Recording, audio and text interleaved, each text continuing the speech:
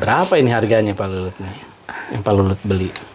Kalau dulu saya membeli sempat memperoleh harga murah. 5 naskah tebal ribu. Tapi yang dengan pegang ini, saya berapa naskah itu Satu naskah? bukan satu borongan. Oh, saat satu itu. borongan tuh sudah Borongan berapa naskah? Kalau tidak salah hanya 9 naskah. sama ya. Untuk Saya yang lebih kalau dari pemerintah itu tidak berupa material uang. Saya bukan yang itu. dibutuhkan oleh Pak Lulut itu. Yang ya? saya butuhkan misalnya rak, lemari. Menyampaikan ini kan kebudayaan tertulis kita ya. Iya. Jadi sudah ada yang memfasilitasi Pak Lulut dan nggak tahu sampai sekarang sudah berapa koleksinya untuk buku kuno.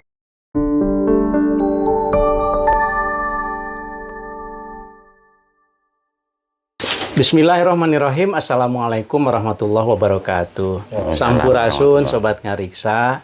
Alhamdulillah kita jumpa lagi di dalam program Ngariksa, Ngaji Manuskrip Kuno Nusantara. Kali ini saya tidak akan membacakan manuskrip, tetapi saya akan bincang-bincang dengan seorang pekerja budaya, seorang kolektor manuskrip kuno, dan beliau juga seorang pendidik di bidang yang sebetulnya tidak ada kaitan dengan manuskrip. Nanti kita akan elaborasi gitu ya. Saya sekarang berada di rumah Pak Lulut. Lengkapnya itu Pak Lulut Edi Santosa MPD. Nah, sekarang kita sedang berada di ruangannya di Perpustakaan Sejarah dan Budaya Puspa Lulut di Perumahan IKIP. Tepatnya barangkali di Tegal Gondo, Karangploso di Malang, Jawa Timur. Nah, kita akan bincang-bincang dengan beliau. Assalamualaikum Pak Lulut. Waalaikumsalam warahmatullahi wabarakatuh. Aduh, ini alhamdulillah akhirnya ketemu ya. Alhamdulillah ketemu setelah beberapa kali ketemu dalam rapat, dalam Zoom. Sekarang kita ketemu langsung. Terima kasih banyak Pak Lulut sudah menerima kami Ngariksa untuk hadir di perpustakaan Pak Lulut ya. Ini pakaiannya khas sekali topinya kayaknya. Iya, ini jadi akhirnya jadi identitas itu ini. Bagian dari koleksi juga yang dikumpulkan juga. Di antara topi. Di antara topi ya. Nah, baik Pak Lulut, mungkin sebelum kita ngobrol-ngobrol, ini kan Sobat Ngariksa ingin kenalan, ingin tahu Pak Lulut itu siapa dan sebetulnya punya hobi mengumpulkan manuskrip dan benda-benda kuno itu bagaimana ceritanya. Mungkin bisa perkenalkan dulu ke Sobat Ngariksa kita nih. Silakan Pak Lulut. Oke. Sebelum memperkenalkan diri, saya tertarik dengan kata-kata Ngariksa. Oh iya. Iya. Apa tuh komentarnya? Pertama saya merenungkan apa sih sebenarnya Ngariksa. Telah saya kait-kaitkan dengan bahasa Jawa. Ini kan kelihatannya kan bahasa Sunda ya. Sunda dari Sansekerta juga awalnya. Gitu. Ya. Itu ada kesepadanan dengan ngerekso atau ngerumekso. Oh, ngerekso atau ngerumekso. Ngerumekso. Atau menjaga. Menjaga atau melestarikan. Betul, sama itu maknanya sama. Nah, kalau saya telusur lebih dengan penamaan lain juga itu sering digunakan dengan istilah metri atau memetri. Itu mempunyai makna juga yang menjaga dan melestarikan. Metri itu. Iya, metri itu bahasa Jawa juga ya? Bahasa Jawa kuno juga bahasa ada Jawa aslinya. Kuno, ya. Oh, menarik sekali. Saya malah baru tahu nih yang metrinya nih. Iya, ini perlu dieksplor lebih lanjut berikutnya. Oke, saya perkenalkan. Saya sehari-hari, nama saya Lulut Edi Santoso. Sehari-hari saya sebagai guru SMA Negeri 3 Malang, sebagai guru seni.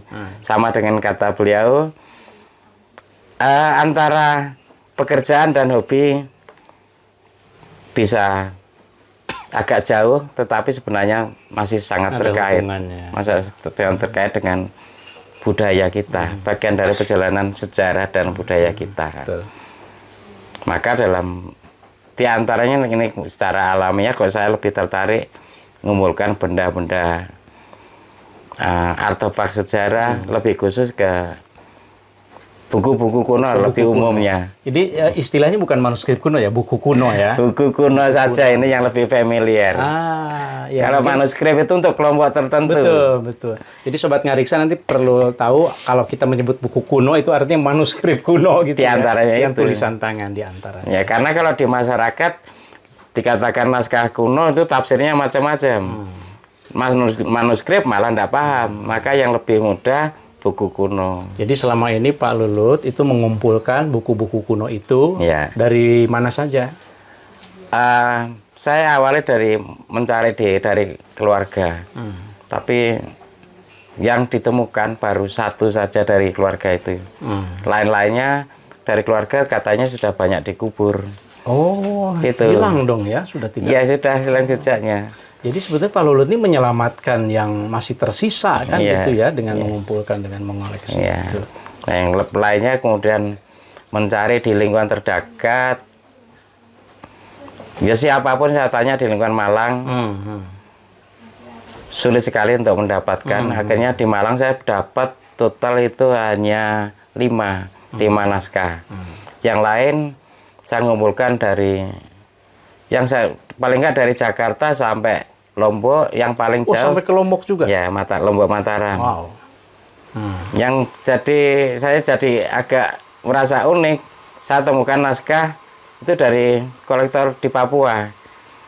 Jadi Naskah Pak Jawa. Lulut ke Papua maksudnya? Relasi di sana. Relasi di sana. Iya.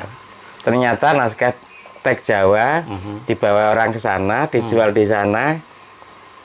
Saya tarik lagi ke Jawa. Tarik lagi itu maksudnya dibeli oleh Saya Pak Lulut. beli lagi. Motivasinya apa Pak Lulut kalau mengumpulkan manuskrip atau kitab kuno tadi itu? Banyak hal saya tertarik mengumpulkan itu. Salah satunya saya senang dengan hal-hal terkait dengan teks-teks tulis, walaupun saya tidak bisa baca Arab dan Jawa. Oh. Hanya bisa paling baca Al-Quran pun tidak Iya. lancar. Meskipun manuskripnya banyak Arab dan Jawa ya. Iya. Nah, Iya.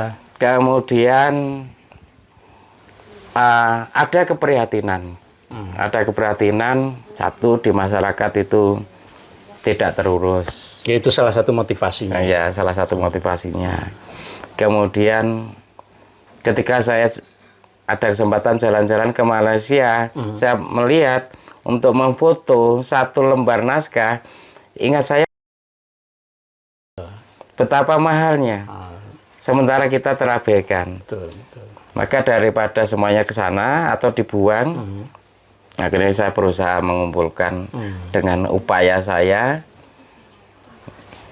ya dengan energi yang saya ada, walaupun dia ya terus terang ini tanpa sepengetahuan dan seizin istri.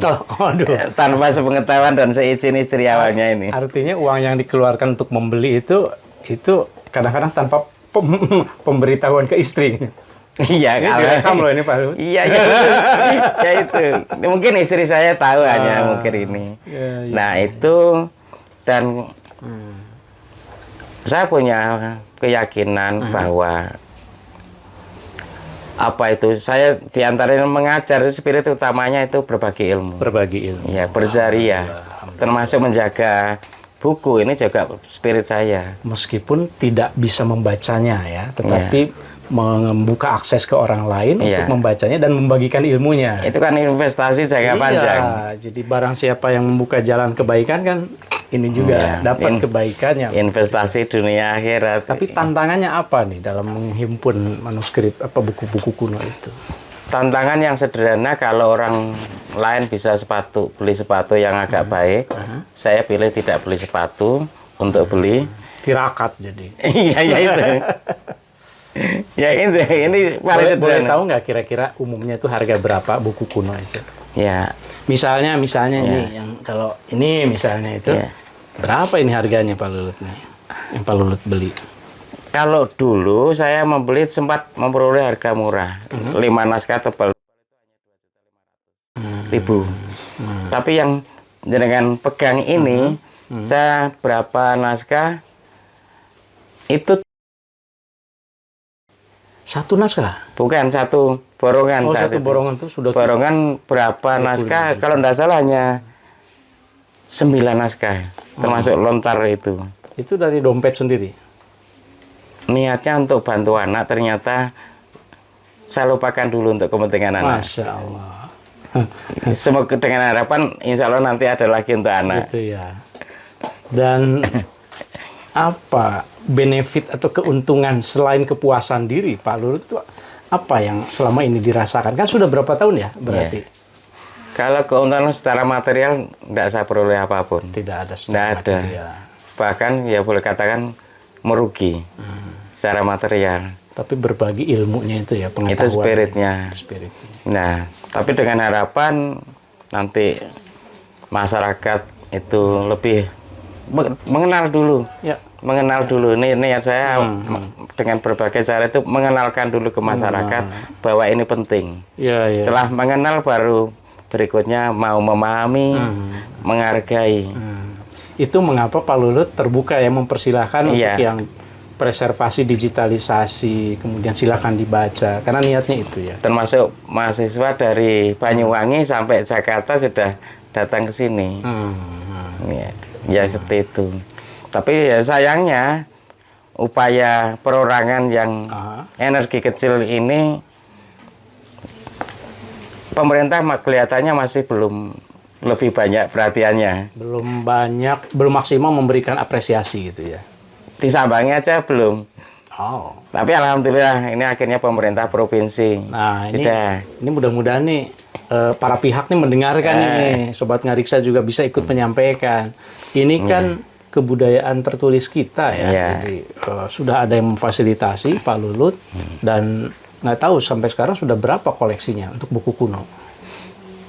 Sampai dengan saya persis 1 minggu kemarin, 2 minggu kemarin saat saya datang ke Solo, itu terkumpul 150 naskah. 150 naskah kuno. Ya.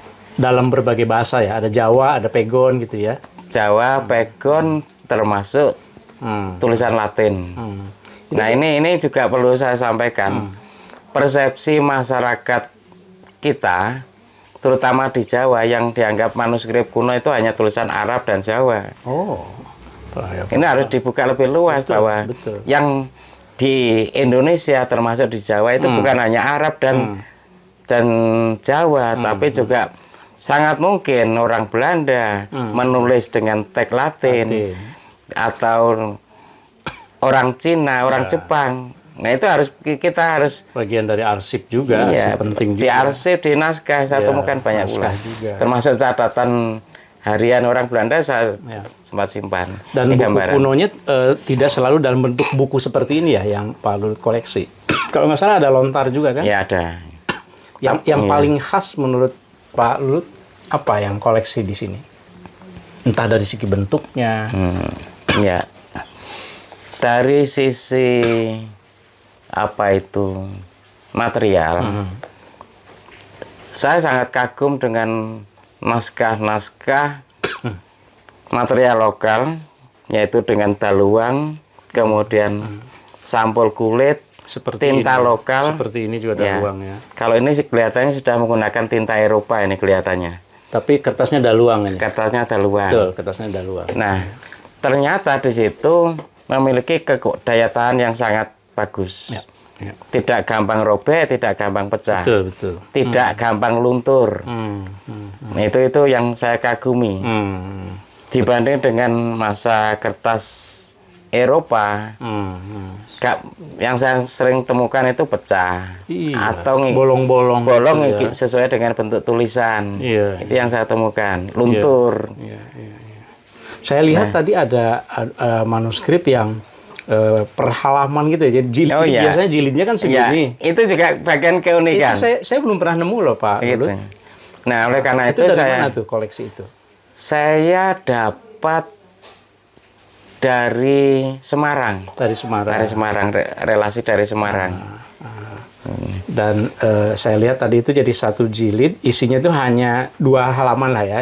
Jadi kiri kanan gitu betul. ya. Tetapi sudah ada jilidnya, ini nyambung ke sini gitu. Itu mungkin digunakan untuk kiai untuk mengajar ngaji. Iya, saya kira kalau saya lihat tadi sekilas itu tentang sifat 20. Berarti kan memang tauhid ya untuk mengaji ya gitu ya. Disitulah letak keunikan pernaskah yang tidak sama walaupun ditulis satu orang. Tiap naskah memiliki keunikan sendiri-sendiri. Pak Lulut sudah memelototi semua, maksudnya membuka semua pasti ya manuskripnya meskipun tidak membacanya ya. Yang pasti semua halaman sudah saya buka, sudah saya belai, sudah saya lap. Gitu ya. Kira-kira kita boleh nggak nih lihat-lihat sebagian manuskrip yang Sangat boleh. sangat boleh ya, Sangat boleh. selain dari yang Ya. saya pegang ini. Ya, mungkin tapi juga perlu gini lah. Ini bagian inskripsi, bagian dari tradisi tulis Nusantara. Ini juga perlu diketahui juga. Ini karena jadi rebutan antara pihak apa itu museum dengan pihak kebudayaan yang lain. Perpustakaan. Padahal ini juga bagian dari tradisi tulis, tidak boleh diabaikan. Ya, ini Ini contoh. kelihatan nih kalau Sobat Ngariksa melihat di sini ada huruf-huruf yang tentu saja berbeda dengan Ya. dengan yang ada di manuskrip ya. Ini penanggalan. Penanggalan. Ya, penanggalan. Ini berat juga ini. Ini bahannya berat nih Sobat Ngariksa. Ini saya nggak tahu apa. Ya. Besi atau tembaga. Ini tampaknya perunggu tampaknya. Perunggu ya. Nah, termasuk Penanggalan ini juga. ya. Nah, termasuk Ini juga penanggalan. Iya, sama. Ini dari mana asalnya? Ini saya peroleh dari, ini sudah perjalanan panjang ini. Jadi, Iya, iya. Iya, iya. nah, ini ketika saya bertanya ke relasi ini memperoleh dari mana? Waduh, itu sulit Pak Lulut, Sudah ini muter dari mana? kemana-mana Muter ya. kemana-mana. Iya. Ya, Jadi berarti Pak Lulut tidak hanya mengoleksi buku kuno saja, ya. tetapi artefak-artefak lain juga gitu ya. Yang terkait dengan, utamanya yang terkait dengan tradisi tulis atau tradisi literal, itu saya kumpulkan. Selama ini upaya Pak Lulut mensosialisasikan ke masyarakat itu lewat apa? Kalau nggak salah ada pameran ya, pernah pameran. Saya ingat persis, saya melaksanakan pameran pertama itu tahun 2018. 2018. Ya, tidak ada sponsor dari manapun. Saya berniat untuk memperkenalkan kepada masyarakat. Yang akhirnya, ya mohon maaf, saya temukan ada dosen tidak pernah tahu. Nah, kalau dosen aja tidak tahu, dosen yang terkait dengan ini, apalagi mahasiswanya. Apalagi mahasiswa, ya. Maka saya kenalkan, biar mahasiswa itu tidak tahu hanya, atau masyarakat tidak hanya tahu lewat gambar, tapi melihat langsung, bahkan saya izinkan untuk beberapa memegang langsung. Asalkan dikasih tahu hati-hati. Iya, tapi saya Bagi pilih. mereka yang mahasiswa yang ini belajar aksara pegon, pastikan mereka bisa membantu ngasih tahu kita juga ya isinya apa tuh. Nah, itu yang saya Misalnya kalau ini ya yang saya pegang itu Pak Lulut, Iya. saya juga tentu saja bukan ahlinya ya di Jawa ya. Iya. Tapi di sini kita bisa lihat nih Sobat Ngariksa, ini dari segi iluminasi misalnya itu seperti surat Al-Fatihah di dalam Al-Qur'an, meskipun ini bukan surat Al-Fatihah. Bukan, ya. Kalau saya baca di sininya itu ini nih. Apa ini? Artinya Bismillahirrahmanirrahim, ini udah ada bolong-bolong sebagian. Ini doa kang murah ing dunia ing akhirat. Nah, kemudian tentang nabi ini. Perhatikan jeung nabi lan ing. Jadi kelihatannya ada beberapa yang semacam kisosul ambia gitu ya. Kisah nabi-nabi gitu ya. Nah, ini yang sering saya temukan ketika masyarakat begitu melihat itu Al-Qur'an ya.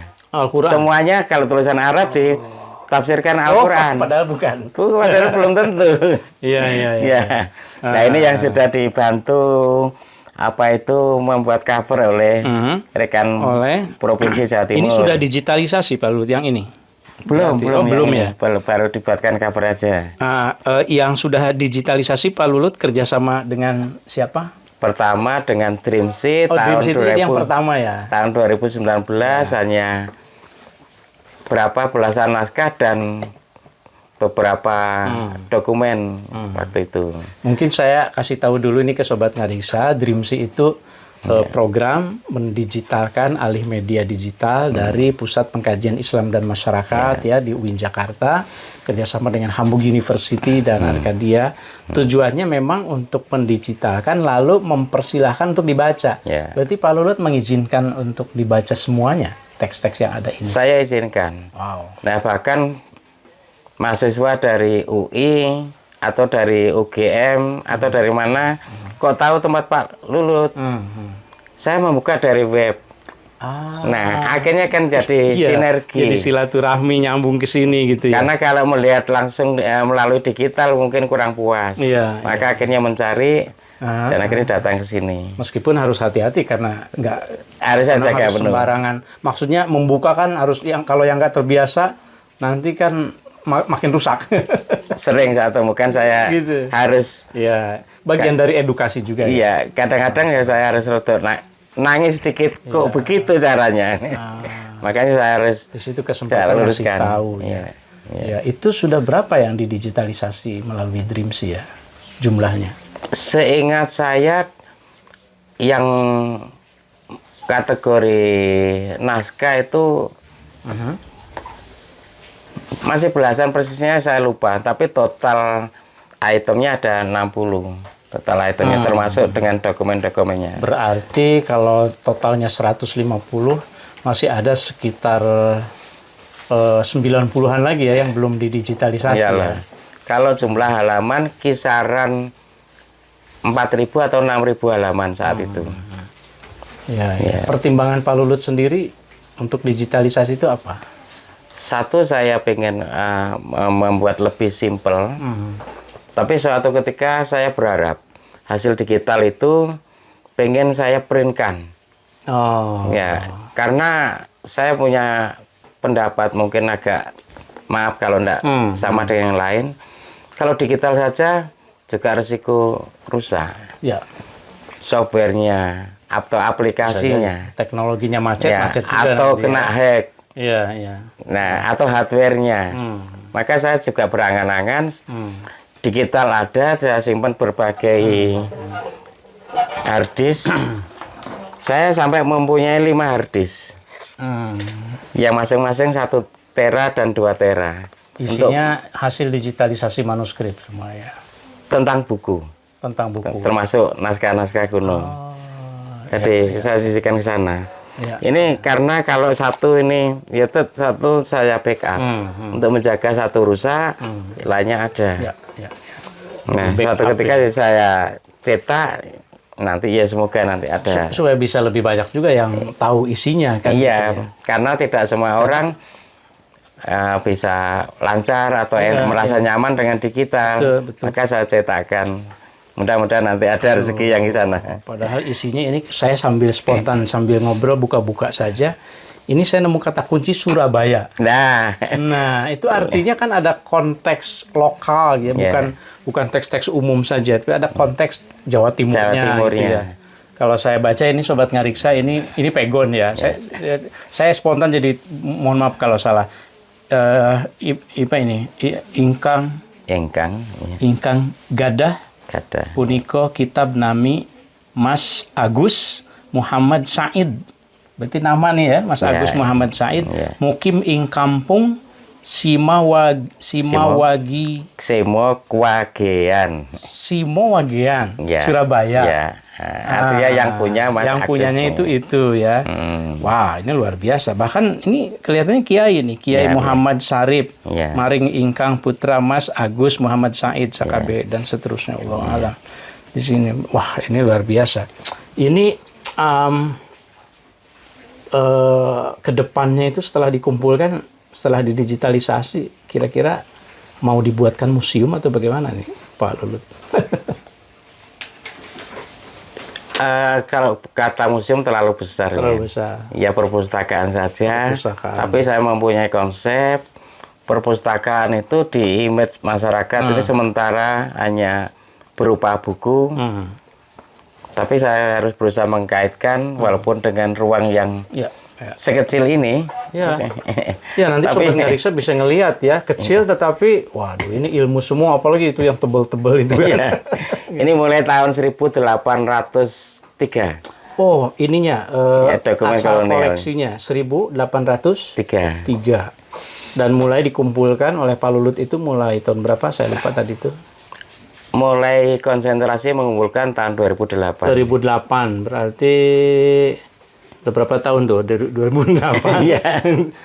Jadi usianya ini sudah berapa? Sudah 200 tahunan ya. Iya, iya, sudah 20 iya. tahun sekian. Dan kalau saya lihat Pak Lulut ini apa namanya? Sudah ada beberapa yang mengapresiasi ya. Iya. Sudah ada di profil media nasional. Iya.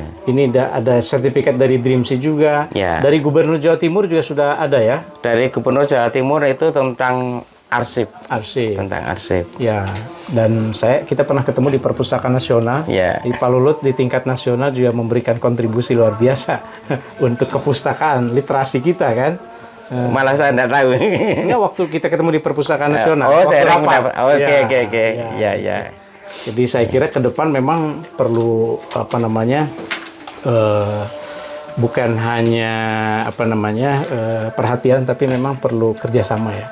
Untuk Saya yang pelestarian lebih kalau dari pemerintah itu tidak berupa material uang. Saya bukan yang itu. dibutuhkan oleh Pak Lulut itu. Yang ya? saya butuhkan misalnya rak, lemari. Nah, Karena dengan perusahaan sendiri Ya. begitu padat, tapi saya AC bingung lah, menata. AC kan. Tapi kalau AC nanti ya harus biar tidak panas juga kan. Ya. Karena kan sebetulnya ini memerlukan Iya. suhu juga. Ya, tertentu. harusnya ke sana. Nah, ini penting ini Sobat Ngariksa, para pihak nih, terutama pemerintah tadi, harapan dari Pak Lulut yang sudah lebih dari 20 tahun menghimpun buku-buku kuno. Sebetulnya yang dibutuhkan itu adalah ya nggak susah-susah kan, lemari untuk supaya tertib, supaya Iya. nanti bisa dibaca dengan Tertata, mudah gitu. baik. Nggak numpuk-numpuk seperti ini. Ya. Sejauh ini siapa saja mungkin yang Pak Lulut ingat yang pernah berkunjung ke perpustakaan kita ini? Yang dari Perpustakaan Nasional memang pernah berkunjung. Ya, beberapa pejabat sudah pernah kunjung. Saat ada kegiatan di Malang, langsung mampir ke sini. Kemudian Kepala Provinsi Jawa Timur sudah pernah, Kepala Perpustakaan dan Arsip pernah. Itu di luar mahasiswa dan Ya. sarjana gitu. Kemudian untuk mahasiswa mulai Banyuwangi, perguruan tinggi mulai Banyuwangi sampai Jakarta. Ya. Walaupun tidak banyak, itu ada. Ya harus saya maklumi, ini kan bukan bacaan masyarakat umum. Iya, memang. Ya, ini Jadi yang mereka lakukan ketika datang ke sini apa biasanya? satu mencari manuskrip untuk jadi bahan skripsi atau tesis. Nah, saya tidak, terutama yang mahasiswa S1, tidak hanya memberikan apa itu materi atau apa itu istilahnya sumber untuk jadi bahan penelitian. Bahkan saya dampingi, Alhamdulillah. Saya izinkan mau menginap di sini pun boleh. Aduh, iya. Ini Sobat Ngariksa, itu sudah ada kebaikan dari Pak Lulut mempersilahkan tuh, jadi silahkan ya. Kalau kami Ngariksa ini kan datang nih untuk ngobrol-ngobrol nih. Gimana apa namanya kesan Pak Lulut terhadap Ngariksa ini? Ya, ini sebuah wacana baru untuk pernaskahan Nusantara, terutama yang sering dibahas Prof. Oman itu kan tentang naskah-naskah teks Arab. Teks Arab, karena Arab. itu saya lebih bisa baca di Ya. situ. Maka saya berharap Ngariksa itu bisa dikembangkan bukan hanya teks Arab, tapi juga ada teks-teks lain, nanti join dengan pihak-pihak lain, kerjasama dengan yang para ahli di bidangnya. Dan juga kerjasama dengan yang bukan filoloh seperti Pak Lulut. Pak Lulut kan tidak membacanya, tetapi membuka aksesnya. Itu yang penting ya. Monggo itu dimanfaatkan nanti. Pak Lulut pernah nonton Ngariksa? Sudah lama saya nonton melalui media Facebook dan YouTube. Di Facebook ya, karena memang itu media kita ya. Di YouTube juga akhirnya juga muncul nih. Ya mungkin ada orang yang sudah subscribe belum Pak Lulut? Sudah. Kurang lebih 3 bulan kemarin kalau enggak salah. Wah, alhamdulillah kalau begitu ya. Ya, 3 bulan kemarin. Nah, yang lain-lain ya bantu dukung untuk bukan subscribe-nya, tapi yang penting belajarnya. Betul. Belajarnya. Ya. Saya kira ini pesan penting dari Pak Lulut, Sobat Ngariksa, bahwa Pak Lulut itu sudah berupaya untuk mengumpulkan buku-buku kuno. Kita menyebutnya naskah kuno atau manuskrip kuno. Sudah puluhan tahun, sudah 150. Dan sangat beragam. Kalau nanti Sobat Ngariksa melihat, ada yang dari lontar, ada deluang, ada medianya itu kertas Eropa, ada yang Arab, ada yang Jawi, ada yang pegon. Itu sangat beragam sekali. Yang Jawa juga. Termasuk media kayu dan logam. Termasuk media yang ini biasanya tidak ada kalau di perpustakaan yang khusus manuskrip. Jadi ini bisa diteliti oleh Sobat Ngariksa begitu ya. Jadi bagi kami terima kasih banyak nih Pak Lulut sudah memberi kesempatan untuk Ngariksa juga untuk berbagi, karena memang kita di media sosial nanti akan kita sampaikan pesan-pesan penting. Sebelum kita tutup, Pak Lulut punya pesan buat yang milenial nih, yang muda-muda nih, gimana nih? Untuk yang milenial siapapun, naskah kuno, manuskrip kuno, atau buku kuno, jangan dianggap itu sebagai barang kuno.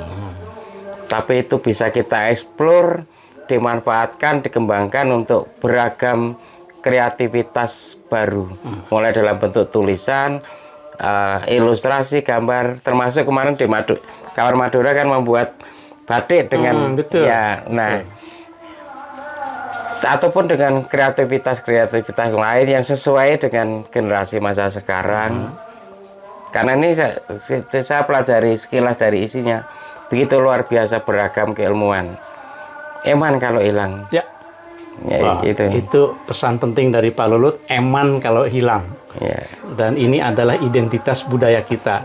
Sekarang ada di Malang ini dikumpulkan, jadi silakan kunjungi nanti Sobat Ngariksa. Saya kira kami di Ngariksa itu kan memang selalu tujuannya itu untuk tidak sekedar mengetahui masa lalu, tetapi kan masa lalu ini kita pakai untuk menatap masa depan. Kayak kita naik motor lah, kan harus lihat spion juga ke belakang.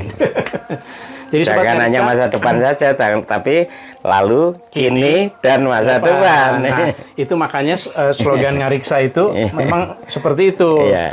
Mungkin Pak Lulut juga sering mendengar ya, bahwa kita ingin menatap masa depan dengan merawat masa silam.